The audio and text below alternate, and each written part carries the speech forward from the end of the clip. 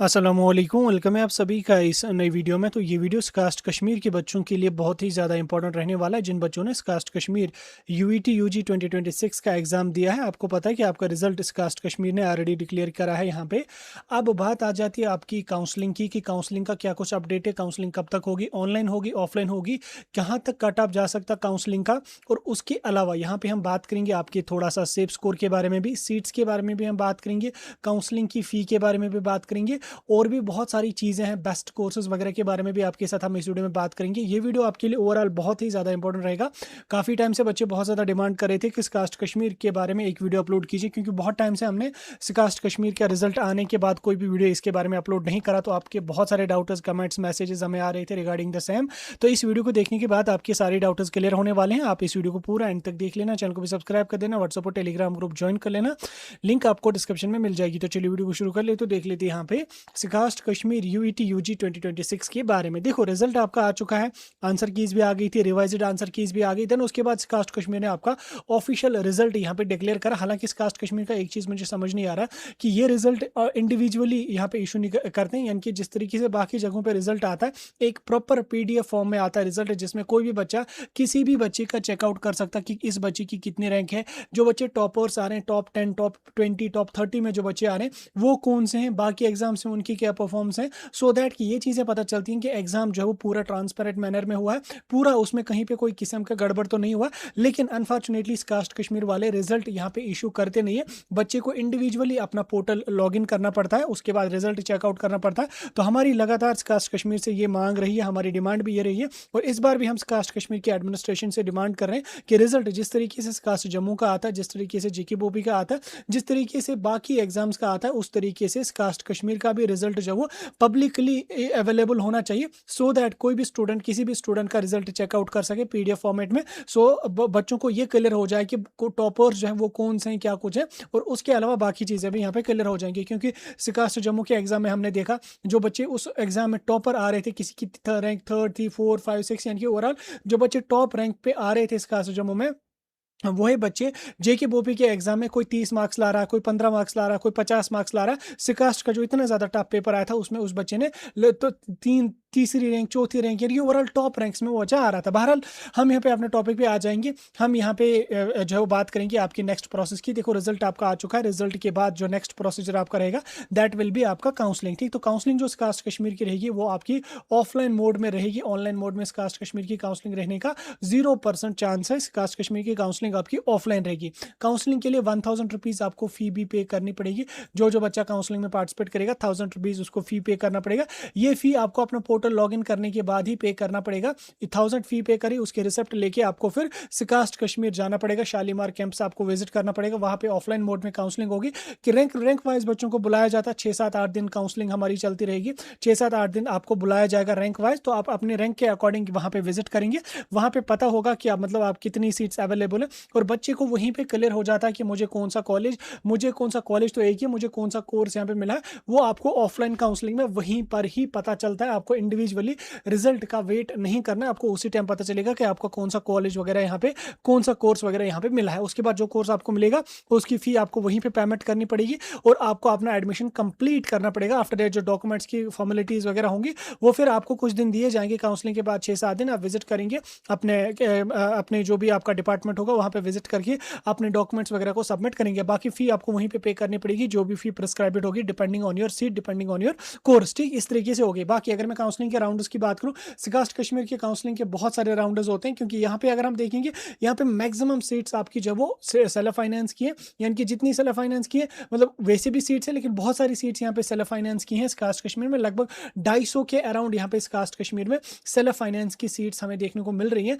तो इन 250 सीट्स पे जो काफ़ी सारी सीट्स ऐसी होती हैं जो मतलब फिल ही जल्दी जल्दी नहीं होती हैं, तो इसमें काफ़ी टाइम लगता है। 800 में से 250 सीट्स आपकी सेल्फ फाइनेंस की जाती हैं। तो फिर उसमें आपको जो है वो बहुत राउंडर्स ये लोग करते हैं, कभी-कभी 6-6 7-7 राउंड काउंसलिंग के करते हैं, तो कट ऑफ जो वो धीरे-धीरे करके डिक्रीज़ होता है। लाइक अगर फर्स्ट राउंड में ये कट ऑफ रखेंगे 70 मार्क्स या 65 मार्क्स, तो second round, third round, fourth round, fifth round में ये धीरे-धीरे करके ग्रेजुअली डिक्रीज़ होता है। अब इसमें कुछ कोर्सेज़ बहुत अच्छे हैं, जिनकी डिमांड भी बहुत अच्छी है, लाइक बीवीएससी एग्रीकल्चर वगैरह बहुत अच्छे कोर्सेज़ है। स्पेशली बीवीएससी जो है वो ये मच बेटर है सभी कोर्सेज़ से, इवन कि बीएससी नर्सिंग, बी फार्मा से भी ये मच बेटर है। अगर ये मिले तो अच्छी बात है। बहरहाल यहाँ पे अगर हम सीट्स के बारे में बात करेंगे पहले, उसके बाद हम बाकी और चीज़ों को देखने की कोशिश करेंगे। सीट्स की अगर हम बात करेंगे, हमारे पास टोटल 14 टाइप के कोर्सेज हैं, 14 कोर्सेज हमारे पास टोटल हैं इस कास्ट कश्मीर में। बीवीएससी की अगर मैं बात करूँ, बीवीएससी में आपके पास टोटल 60 सीट्स हैं। ठीक, 60 सीट्स आपके जो एग्जाम के बेस पे ही फिल हो जाएंगे। ओवरऑल तो 96 सीट्स हैं टोटल, लेकिन जो आपको जनरल सीट्स रहेंगी वो 60 रहेंगी। 30 आपको सेल्फ फाइनेंस की रहेंगी, होगी 90। ठीक, तो 6 आपको यहाँ पे ईडब्ल्यूएस कोटा में रहेंगे, और इसमें भी फिर ओपन मेरिट के लिए आपको सिर्फ 30 सीट्स ही देखने को मिलेंगे। इनके बीवीएससी एंड एनिमल हस्बेंड्री के लिए आपको टोटल 60 सीट्स हैं, लेकिन 30 आपको सेल्फ फाइनेंस के लिए 30 आपको ओपन मेरिट के लिए देखने को मिलेंगे, 30 आपको सेल्फ फाइनेंस के लिए देखने को मिलेंगे, और 36 आपको जो वो रिजर्वेड कैटेगरीज में यहाँ पे देखने को मिलेंगी। यानी कि सिर्फ ओपन मेरिट वाले बच्चों के लिए 30 सीट्स हैं, और 30 सीट्स आपकी सेल्फ फाइनेंस की हैं। सेल्फ फाइनेंस में वही बच्चा जाएगा जिसका थोड़ा सा स्कोर कम है। हालांकि सेल्फ फाइनेंस का बहुत कम कट ऑफ नहीं जाता, इसका भी काफी हाई कट ऑफ जाता है। इसमें फी आपको बहुत ज्यादा पे करनी पड़ती है, 2-2.5 लाख आपको एक साल की फी, एकेडमिक फी पे करनी पड़ती है। बाकी फी स्ट्रक्चर पे ऑलरेडी वीडियोस अवेलेबल हैं यूट्यूब पे, हमने डाले, आप एक बार उसको चेकआउट कर लेना। एग्रीकल्चर की अगर मैं बात करूं, 139 सीट्स हैं, जिसमें आपकी 43 ओपन सेल्फ फाइनेंस की सीट्स हैं, और 87 आपको बाकी बच्चों के लिए, जिसमें ओपन मेरिट और रिजर्वेड कैटेगरी वाले बच्चों को यहाँ पे प्रोवाइड कराई जाएंगी। उसी तरीके से अगर मैं हॉर्टिकल्चर की बात करूँ, इसमें भी 139 है, 43 सेल्फ फाइनेंस की है, और 87 आपको बाकी बच्चों को प्रोवाइड कराई जाएंगी। फॉरेस्ट्री में 62 है, सेरिकल्चर में आपकी 48 है, उसी तरीके से फिशरीज में आपकी जो वो 48 है। एग्रीकल्चर इंजीनियरिंग में 37 है, बीटेक फूड टेक्नोलॉजी में 32 है, बीटेक बायोटेक्नोलॉजी में 40, माइक्रोबायोलॉजी में 40, बायोकेमिस्ट्री में आपका 40, इकोनॉमिक्स एंड डेटा साइंस में 40, बीटेक एआई में आपकी 27, और बीटेक डेयरी टेक्नोलॉजी में आपका 16। तो टोटल सीट्स आपको सिर्फ 804 सीट्स हैं, जिसमें आपकी यहाँ पे जो आपका इकोनॉमिक एंड डेटा साइंस ये भी कट हो जाएगा, इसका अलग एग्जाम होता है। उसके बाद बीटेक आर्टिफिशियल इंटेलिजेंस ये भी अलग हो जाएगा, यानी कि ओवरऑल 70 सीट्स के आस आपको यहाँ पे इन दो का कट हो जाएंगे, जिनका एग्जाम ही अलग होता है। तो बाकी सीट्स कितनी बची यहाँ पे, लगभग 730 के आसपास आपको सीट्स देखने को मिलेंगी इन कोर्सेज में। अब इतनी सारी सीट जो 800 सीट्स है, इसमें आपको 250 सीट्स ऐसी हैं जो सेल्फ फाइनेंस की हैं, जिसमें बच्चे को 4x 3x 4x फी पे करेंगे, यानी कि 3 गुना 4 गुना फी पे करना पड़ेगा, एक्स्ट्रा फी पे करना पड़ेगा, तब जाके वो सेल्फ फाइनेंस की सीट ले सकता है। बाकी जो सीट्स रहेंगी वो सिर्फ 507 है, जिसमें आपको जो नॉर्मल कॉलेज की फी है वो पे करनी पड़ेगी सिर्फ 507 सीट्स के लिए। 248 सीट्स आपकी सेल्फ फाइनेंस की हैं। ठीक, अब देखो यहाँ पे जो बच्चे काउंसलिंग में पार्टिसिपेट करेंगे, इसमें तो बहुत सारे कोर्सेज आपके हैं। अगर आपका यहाँ पे मैं आपको बता रहा हूँ, अगर आपका इसमें अगर आपका मतलब बीवीएससी मिल रहा है, तो बीवीएससी आपका मच बेटर है। लेकिन अगर आपका इनमें से बाकी का कोई कोर्स मिल रहा है, दूसरे ऑप्शन में आपका जो वो बोपी में कोई अच्छा कोर्स मिल रहा है, तो मैं सजेस्ट करूंगा कि आप बाकी बीवीएससी को छोड़ के जो बाकी कोर्सेज है, एग्रीकल्चर को भी छोड़ के बाकी कोर्सेज हैं, उनसे 1000 गुना बेहतर आपका बोपी का बीएससी नर्सिंग हो, बीएससी पैरामेडिकल हो, वो अगर आपको प्राइवेट में मिल रहा है बहुत अच्छा है, गवर्नमेंट में मिल रहा है और ज्यादा अच्छा है, क्योंकि यहाँ पे फिर आपका फी को वगैरह का भी देखना होता है, और उनकी बहुत ज्यादा डिमांड है एज कंपेयर टू ये कोर्सेज जो है हॉर्टिकल्चर, फॉरेस्ट्री, सेरिकल्चर हैं अच्छे कोर्सेज, लेकिन उतनी ज्यादा वैकेंसीज नहीं आती हैं। अब अगर किसी बच्चे का कोई और ऑप्शन नहीं है, उसके लिए तो बेस्ट रहेगा। लेकिन अगर आपके पास दो ऑप्शन यहाँ पे हैं, एक आपके पास है जेके बोबी बीएससी नर्सिंग या बीएससी पैरामेडिकल, दूसरा आपके पास यहाँ पे कास्ट का है बीवीएससी को छोड़ के, तो मैं आप बच्चों को सजेस्ट करूंगा कि आप जेके बोबी का नर्सिंग या पैरामेडिकल का ही कोर्स कर लो, वहां आपके लिए ज्यादा बेहतर रहेगा। अब अगर आपके पास ऑप्शन नहीं है, तो आप इन कोर्सेज को यहाँ पे ऑप्ट कर सकते हैं, इसमें कोई मतलब टेंशन लेने की बात नहीं है, आप इनको ऑप्ट कर सकते हैं। लेकिन मैं उन बच्चों के लिए बता रहा हूँ जिन बच्चों के पास दो ऑप्शन हैं बीएससी नर्सिंग को, और यहाँ पे उनके पास पैरामेडिकल के साथ साथ इस कास्ट का ऑप्शन हो, तो मैं सजेस्ट करूंगा कि आप अपना नर्सिंग या पैरामेडिकल में ही एडमिशन करो, वो आपके लिए इससे ज्यादा बेस्ट यहाँ पे रहेगा। अब कट ऑफ की अगर मैं बात करूँ, देखो कट ऑफ पे जो भी वीडियोस आप देख रहे हो बिल्कुल जेन्युइन कोई भी वीडियो नहीं है, क्योंकि रिजल्ट का पीडीएफ आया नहीं है, तो अंदाजे से हम कट ऑफ पे बिल्कुल भी वीडियो अपलोड नहीं कर सकते कि इतना कट ऑफ जाएगा उतना कट ऑफ जाएगा।